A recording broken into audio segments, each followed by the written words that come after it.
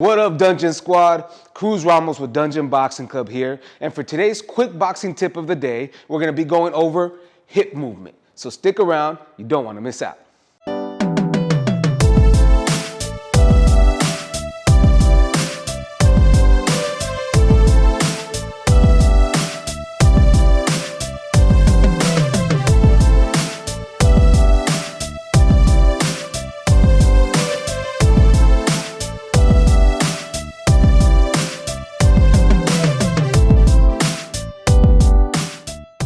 So I believe that the proper hip movement is crucial when trying to develop a solid punch, because without that hip, you're not going to be able to throw the power you want, you're not going to be able to get the reach you want, and you're definitely not going to be able to get the speed that you want without using the hip. Whereas if you're just throwing punches with your arms, there's not a lot of power there. They're not very effective. It's when you can put the hip behind it that allows you to throw the proper power.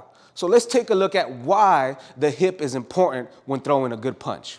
The one thing I try to get my fighters here at Dungeon Boxing Club to understand is that 90% of their power is going to come from the hips, all right? I don't want them using just the shoulder or the arms because they're not as hard and they're not throwing that punch to their full potential. That power has to come from the legs. Now, if you're serious about boxing, you really have to take time to train your legs because that is where your power is going to come from. So let's take a look at what it looks like when you're trying to throw the hip to throw a good solid punch. You have to understand that that punch is going to start at the back of your heel here, okay? So that's where you're going to start generating that power. That power is going to transfer into the hip, which is then going to turn it into the shoulder, and that goes out the arm to make contact with that punch. So let's take a look at that one more time. Remember, it's starting on the back of the heel, transferring that power from the leg into the hip, out the shoulder, into the arm, which then hits your opponent.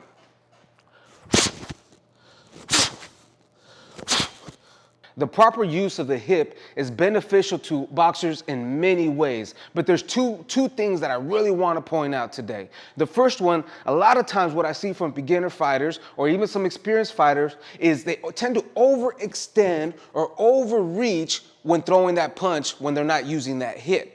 And the problem with that is, and why it's not good, is when you overextend, what you're doing is you're allowing your opponent, you're giving your opponent opportunity to counter you because you're leaving that chin out there. You get a right uppercut, you get a straight right to the face. You're giving your opponent an opportunity to counter you and potentially knock you out. So the best way to remedy that, especially when you're trying to get that extra reach, is to keep that back straight, okay? You want to keep that back straight and you want to utilize the hip when throwing that punch. And what that does potentially is it gives you an extra 2 to 3 inches when throwing that punch at your opponent. So instead of overextending your back and leaving yourself exposed, use the hip.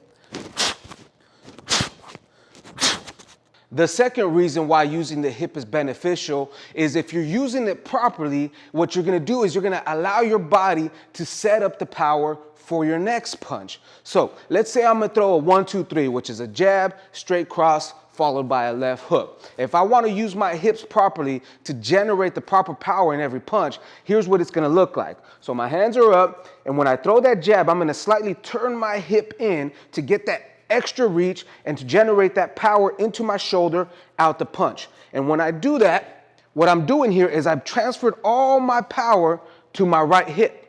Now, when I have it over here, I'm going to be able to really torque that punch when throwing that straight cross. So I want to jab, transfer power, throw that right hand. And now what I've done, because I've used the hip properly, is I've transferred all the power back to my left side, which is going to set me up to throw the big left hook. Okay, one more time, a little faster. Here's what it looks like.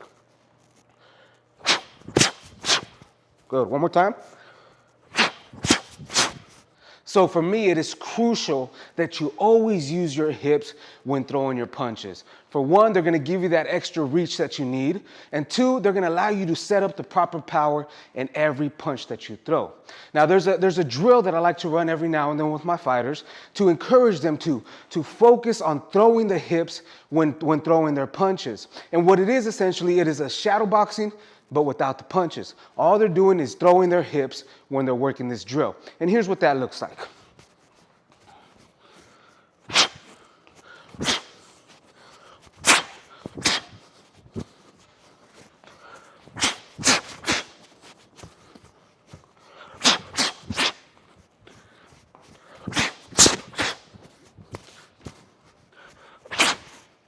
And that's really it, Dungeon Squad. These are just a few of the concepts I like to teach here at Dungeon Boxing Club when working on hip movement. As in all my videos, if you have any comments, ideas, or suggestions, please drop that down in the comment box. I get back to everybody because I value your time and knowledge. Thank you so much, Dungeon Squad. I hope this video was informative for you. We'll catch you guys on the next one.